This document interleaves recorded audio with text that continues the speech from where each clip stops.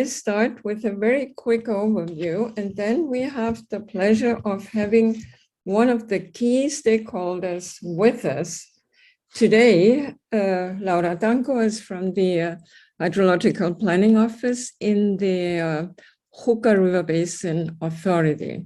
So we are talking about the peninsular part of Spain, and the reason for selecting or for going for such a big pilot area lies actually in a very simple fact that we have been accumulating data and analysis and documentation about large parts of that work in the past 10, 15 years.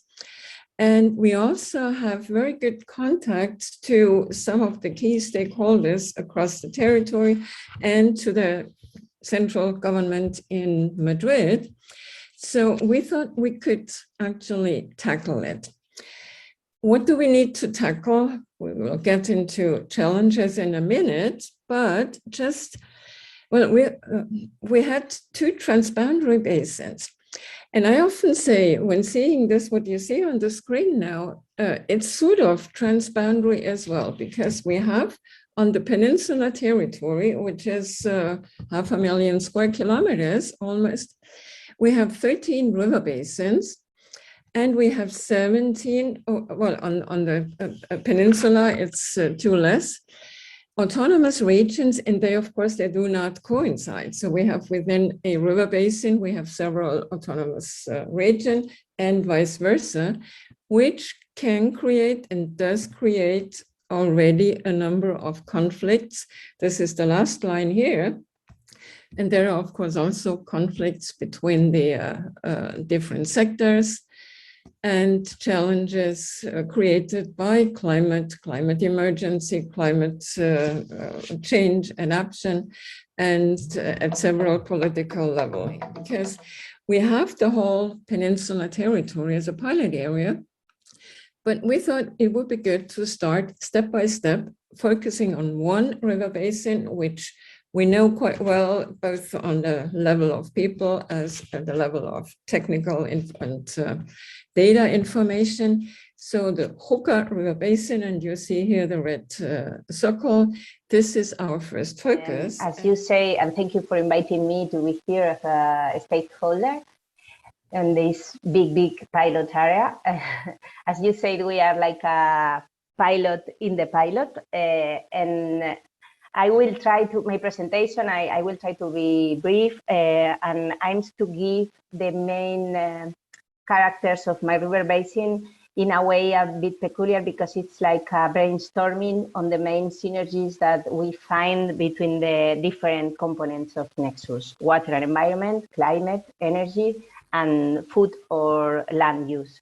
And it will be focused mainly in conflicts, but also in opportunities that we found in it. And starting with a conflict that I think it's important to highlight before starting to speak about my river basin is the complex reality in terms of competential framework in Spain. I mean, as you have explained before with the two maps, we have the general administration or the state and 17 regional autonomous communities. In some way, we are like a federal state, and the competential framework was established in the Spanish Constitution, that is the base rule of our legal system. And it is based, the competential framework is based on the concept of subsidiarity. It means that the scale to manage must be the smallest, the best, the smallest. I mean, for example, supply or sanitation falls in the municipality with the support of the region. Other policies like agriculture, territorial land use are depends on the regional community, and some other, when it's not possible to give the competence to a small administration, it falls on the state. And for water, the state has exclusive competence on legislation, planning, and concession of hydraulic resources and exploitation when water flows through more than one autonomous community. In the map, you can see in color all the river basins that are competence of the state, and in gray, when the competence falls in the regional autonomous community. So if we have competence on water issues at the level of the states, because the river basins depends on the state, why is underlined share and concurrent competencies on the subject of environment and water resources? Because agriculture or land use depends on the regional autonomous community, and these issues are very important in water management. Sometimes maybe I could speak about it later, but one of the things that we speak with Anna yesterday was that all the advice that you give in the project must take into account this complexity in order to can apply your advice. Sometimes we don't have the power to take decisions related to agriculture, energy, or other things. Next, please. Moreover, I want to highlight that Spain has a very important climate and environmental variability. So some of the things that I will explain later apply for all the territory, but other not. For example, the rainfall varies a lot in the surface of Spain, and in the north you can see an average rainfall of more than 2,000, but in the southeast is less than 200. So it means that the surface runoff is vary a lot also. And in the case of my river basin that is located in the east, we have areas of very high risk of scarcity. Next, please. Here are the main characteristics of my river basin that has a surface of more than 42,000 kilometers square. We have a total population of more than 5 million inhabitants, that increase 500,000 more during summer, and an irrigated surface of more than 300,000 hectares. It means that we have a estimated total demand of more than 3,000 cubic hectometers. And you can see also here that our available resources, our total resource is a bit more of 3,000 too. So how the balance is very tight. So how we manage to attend all these demands with these resources, because we have a high capacity of reservoirs, around 3,000 too, and because we have a lot of groundwater in the area. Next, please. This is where the main demands are located, the population centers, mainly in the coast, and then the big cities in the inland, and the irrigated surfaces.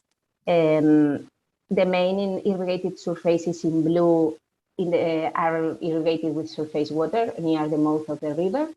And in the inland, in orange, you can see the irrigated surfaces with groundwater.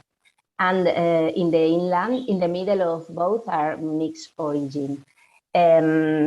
Nowadays, the supply is more or less the half with surface water and the half with groundwater, and reuse and desalination are still very scarce, very small.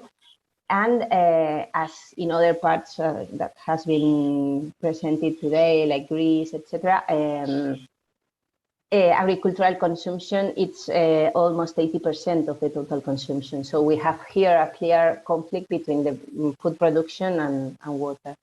And this overuse, this important use of water brings to a very high impact. Next, please, Anna. You can see here the state of our water bodies. In the case of the surface water, we have a good number of water bodies that are in bad status, and some of the pressures that you can see in the graphic. The most important ones are hydrological risks, due to regulation or construction of reservoirs, but it is very important the hydromorphological pressures due to the occupation of the river beds and the destruction of the riparian vegetation. And with relation to the groundwater, you can see that there are quite also water bodies in bad status, and the most important pressures are linked to the overexploitation, because it's a very important resource for us, and it's the LOWT, and the pollution of nitrates, mainly to nitrates and pesticides due to the agricultural activity. Next, please. And as you all know, the Water Framework Directive that is transposed to the water law defines the general objectives of water planning that are mainly the made compatible the achievement of the good status for all the water bodies and meeting the water demands. And this is clearly a conflict. Moreover, if we must take into account the last but not least, the balance and alignment of regional and sectorial development. Next, please. Another part of the nexus is climate. As I have shown you, we have a very tight balance nowadays, and what climate change effects told us is that it's going to be worse in the future. Probably the resources are going to be reduced, but not only this. It means that we will have problems to attend the current demands, but we will have another problems linked to climate change. For example, the increase of extreme phenomena and its conflict with land use, and also the effects over the environment, for example, for the increase of temperature in water. Next, please. And in order to introduce the possibilities, and in this case it's more an opportunity than a conflict, in a next scenario of no significant increase in conventional resources in the future that can go worse due to climate change, the use of non-conventional resources, it's an opportunity in order to increase the available resources and to attend demands. Nowadays, we have problems to increase the use of water reuse and desalinations, but in a scenario of reduction of conventional resources, we think that they have an important role to play in the future. But for that, next please, we have a lot of challenge to face in order to increase water reuse and desalinations, but in both cases, the economical aspects are very important. And for that, be able to have cheap and accessible energy, probably based on photovoltaic systems, will be an opportunity in order to introduce more reuse and desalination in the system. And that's all. But the coordination between the different levels of competence is very important in order to make whatever decision or to achieve the objectives. The compatibility, the difficulty to compatibilize between meeting demands and achieving environmental objectives, especially with agriculture, where we don't have competencies. The challenge that climate change impacts will be for us, and the role of renewable and cheap energy in mobilizing new resources. And that's all. Thank you.